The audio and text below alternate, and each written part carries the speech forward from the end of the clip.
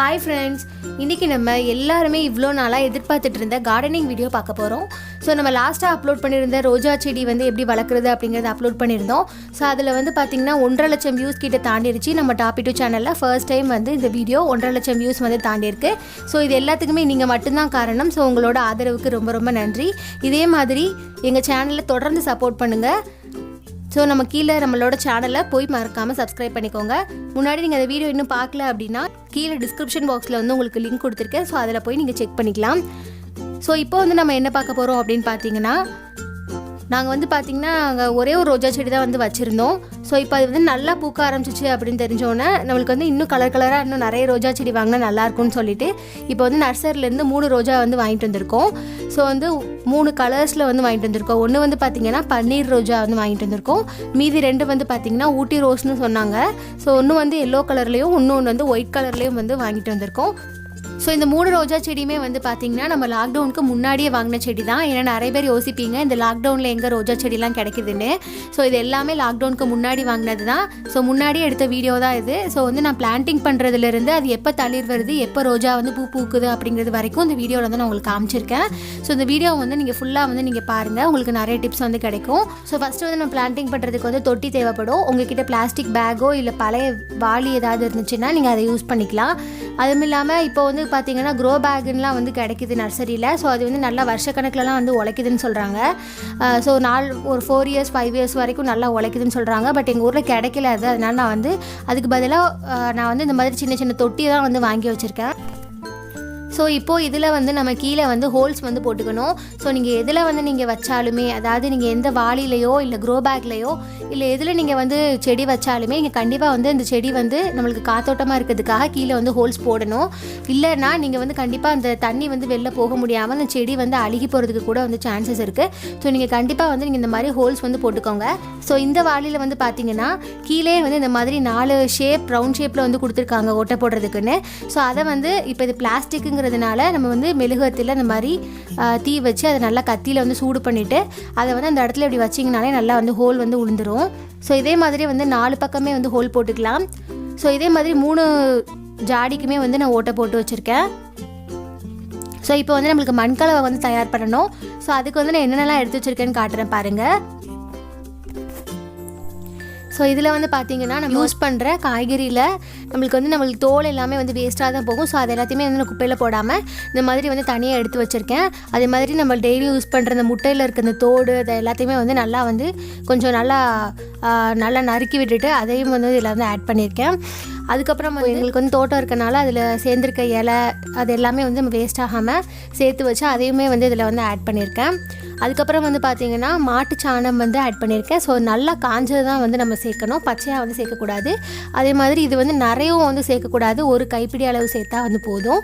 ஏன்னா நிறைய வந்து சேர்த்துட்டிங்கன்னா அது வந்து ரொம்ப ஓவரான ஹீட், அதனால வந்து செடிக்கு வந்து அதுவுமே வந்து ஆபத்து தான். ஸோ வந்து நம்ம கம்மியாக வந்து ஆட் பண்ணால் போதும். ஒரு கைப்பிடி அளவு மாட்டுச்சாணம், அதுவும் நல்லா காஞ்சதாக வந்து இருக்கணும். ஸோ அதை வந்து இதை நான் ஆட் பண்ணியிருக்கேன். அப்புறம் பார்த்திங்கன்னா நம்ம வந்து ஆல்ரெடி நம்ம ஏற்கனவே யூஸ் பண்ணி எழுதின பேப்பர்ஸ்லாம் நம்மளுக்கு வந்து வேஸ்ட்டாக இருக்கும். ஸோ அது மாதிரி ஆல்ரெடி யூஸ் பண்ண பேப்பர்ஸ் இல்லைனா நியூஸ் பேப்பர்ஸ் அது மாதிரி வேஸ்ட்டான அட்டை இதெல்லாம் கூட வந்து நம்மளுக்கு செடிக்கு வந்து உரம் தான். ஸோ வந்து இதுவுமே வந்து நான் இதில் வந்து ஆட் பண்ணியிருக்கேன். நிறைய சின்ன சின்ன பீசஸாக வந்து கட் பண்ணி அட்டை பேப்பர் இதெல்லாமே வந்து கட் பண்ணி இதில் வந்து ஆட் பண்ணியிருக்கேன்.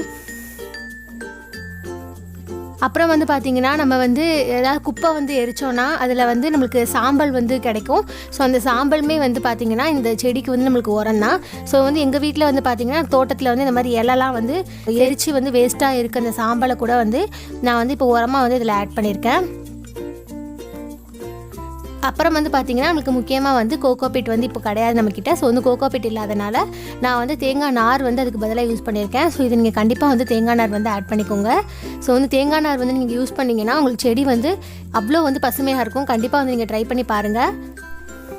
ஸோ கடைசியாக வந்து பார்த்திங்கன்னா நான் வந்து தோட்ட மண் வந்து எடுத்து வச்சுருக்கேன். ஸோ இதை வந்து இப்போ நம்ம வந்து எப்படி வந்து இதை பிளான்டிங் பண்ணுறதுன்னு பார்க்கலாம். ஸோ வந்து நம்ம 3 வாளி வந்து எடுத்து வச்சுருந்தோம் 3 ரோஜா செடி வைக்கிறதுக்கு. ஸோ ஃபஸ்ட்டு வந்து பார்த்திங்கன்னா நம்ம வாளியில் வந்து கீழே வந்து ஃபஸ்ட்டு அடுக்கில் வந்து நம்ம என்ன போடுறோன்னா நம்ம வந்து தனியாக எடுத்து வச்சுருந்தோம்ல எல்லா உரமே இதில் தான் இருக்கும். நல்லா பார்த்திங்கன்னா அதில் வந்து காய்கறி வேஸ்ட்டு அட்டை சாம்பல் இது எல்லாமே கலந்து எடுத்து வச்சுருந்தோம்ல. ஸோ அதை வந்து நம்ம ஃபஸ்ட்டு லேயரில் வந்து இந்த மாதிரி போட்டுக்கோங்க. ஸோ அதுக்கப்புறம் வந்து கொஞ்சமாக வந்து இந்த மாதிரி மண் வந்து ஆட் பண்ணியிருக்கேன். அதுக்கப்புறம் பார்த்திங்கன்னா மறுபடியும் வந்து அந்த உரம் தான் நம்ம வந்து ஏற்கனவே கலந்து எடுத்து வச்சுருந்தால, ஸோ அந்த உரத்தை வந்து ஆட் பண்ணிக்கலாம். ஸோ அதுக்கு மேலே வந்து பார்த்திங்கன்னா கோகோ பீட் வந்து நம்ம எடுத்து வச்சுருக்கோம்ல, ஸோ அதையும் வந்து அடுத்த லேயரில் வந்து மேலே அப்படி லைட்டாக வந்து கொஞ்சம் கொஞ்சமாக வந்து போட்டுக்கோங்க. ஸோ இதுக்கப்புறம் வந்து மறுபடியும் வந்து மண்ணை ஆட் பண்ணியிருக்கேன். ஸோ இதே மாதிரி நீங்கள் ஒவ்வொரு லேயராக, அதாவது ஃபஸ்ட் லேயரில் வந்து நம்ம எடுத்து வச்சுருந்த உரம், அதுக்கப்புறம் வந்து கோகோ பீட்டு, அதுக்கப்புறம் வந்து மண், இந்த மாதிரி நம்ம 3 லேயராக வந்து வரிசை நம்ம போட்டுகிட்டே வரலாம். ஸோ இதே மாதிரி நான் 2 டைம்ஸ் வந்து பண்ணி வச்சுருக்கேன். ஸோ அதுக்கே வந்து எனக்கு கரெக்டாக வந்து வாளி வந்து ஃபுல்லாகிருச்சு. ஸோ உங்களுக்கு வந்து பெரிய வாளியாக வந்து நீங்கள் வச்சுருந்தீங்கன்னா உங்களுக்கு கரெக்டாக அந்த வாளி வந்து 3/4 வரைக்கும் வந்து உங்களுக்கு ஃபில் ஆகிற மாதிரி வந்து பார்த்துக்கோங்க. அப்புறம் வந்து நம்ம முக்கியமாக வந்து என்ன கவனிக்கணும்னா, இதில் யூஸ் பண்ணியிருக்க காய்கறி வேஸ்ட், அப்புறம் இலை கழிவு, இது எல்லாமே வந்து பார்த்திங்கன்னா எந்த ஒரு ஈரப்பதமே இல்லாமல் முழுசாக நல்லா காய வச்சு தான் வந்து நான் யூஸ் பண்ணியிருக்கேன். ஸோ இதெல்லாம் வந்து நீங்கள் ஈரப்பதத்தோடு வைக்கும்போது அதில் பூச்சி புழுலாம் வரதுக்கு சான்சஸ் இருக்குது. ஸோ அதனால் முடிஞ்ச வரை நல்லா காய வச்சு வந்து யூஸ் பண்ணுங்கள். ஸோ இதே மாதிரி நான் 3 ஜாடியுமே வந்து ஃபில் பண்ணிவிட்டு உங்களுக்கு காட்டுற பாருங்கள். ஓகே ஃப்ரெண்ட்ஸ், இப்போ பார்த்தீங்கன்னா நம்ம 3 ஜாடியுமே வந்து மண்கலவை வச்சு ரெடி பண்ணிட்டோம். இப்போ மேலே வந்து கொஞ்சமாக வந்து இந்த மாதிரி தண்ணி ஊற்றிக்கலாம். மணல் வந்து ஹீட்டாக இருந்தால் கூட அந்த ஹீட்டு வந்து நம்மளுக்கு தணிஞ்சிரும் இந்த தண்ணியில். இப்போ வந்து நம்ம வாங்கிட்டு வந்த ரோஜா செடியை கீழே இருக்க பிளாஸ்டிக்கை வந்து லைட்டாக அந்த மாதிரி கட் பண்ணி தனியாக வந்து பிரித்து எடுத்துடலாம். பிரித்து எடுத்துகிட்டு இப்போ பார்த்திங்கன்னா மண்ணோடு இருக்குது. ஸோ அந்த மண்ணோடு இருக்க அந்த வேர்பகுதியை வந்து என்ன பண்ணணும்னா, லைட்டாக வந்து நடுவில் வந்து இந்த மாதிரி நம்மளுக்கு ஈரமாக இருக்கனால நம்மளுக்கு ஈஸியாக வந்து தோண்ட வரும். லைட்டாக நடுவில் மட்டும் லைட்டாக பல்ல பறிச்சுட்டு நடுவில் வந்து இதை அப்படியே வச்சுட்டு மேலே வந்து தோட்ட மண்ணால் ஃபில் பண்ணிக்கோங்க. ஸோ மீதி இருக்க கேப் ஃபுல்லாமே வந்து கரெக்டாக தோட்ட மண்ணால் நிரப்பி வச்சுக்கோங்க. ஸோ இதில் வந்து நம்ம என்ன கவனிக்கணும்னா, அந்த மேலே வந்து பார்த்திங்கன்னா நமக்கு ரோஜா செடியில் வந்து 2 இது வந்து ஜாயின் பண்ண மாதிரி இருக்கும். ஸோ 2 தண்டை வந்து ஒட்டு செடி மாதிரி வச்சுருப்பாங்க. ஒரு பிளாஸ்டிக் வச்சு கட்டியிருப்பாங்க. ஸோ அந்த பிளாஸ்டிக் வந்து நம்மளுக்கு மணலுக்கு மேலே இருக்க மாதிரி பார்த்துக்கோங்க. அதையும் வந்து மண்ணுக்கு கீழே வந்து பதிச்சிடாமல் அது வந்து மண்ணுக்கு மேலே இருக்க மாதிரி வந்து பார்த்துக்கோங்க. அவ்வளோதான் ஃப்ரெண்ட்ஸ். இப்போ நம்ம லாஸ்ட்டாக மேலே வந்து நல்லா தண்ணி ஊற்றிக்கலாம். இதே மாதிரி நம்ம 3 செடியுமே ஃபுல்லாக வந்து அதே மாதிரியே இதே ப்ரொசீஜரில் நம்ம நட்டுடலாம்.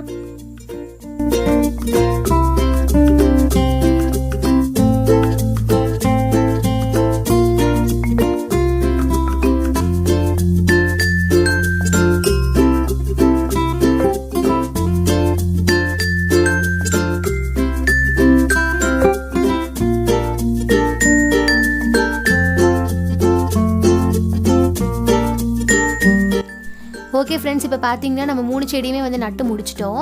இதில் பார்த்தீங்கன்னா நம்மளுக்கு காஞ்ச பூ எல்லாமே இந்த செடியில் அப்படியே தான் இருக்குது. ஸோ இது எல்லாத்தையுமே வந்து மறக்காமல் கட் பண்ணி விட்டுருங்க.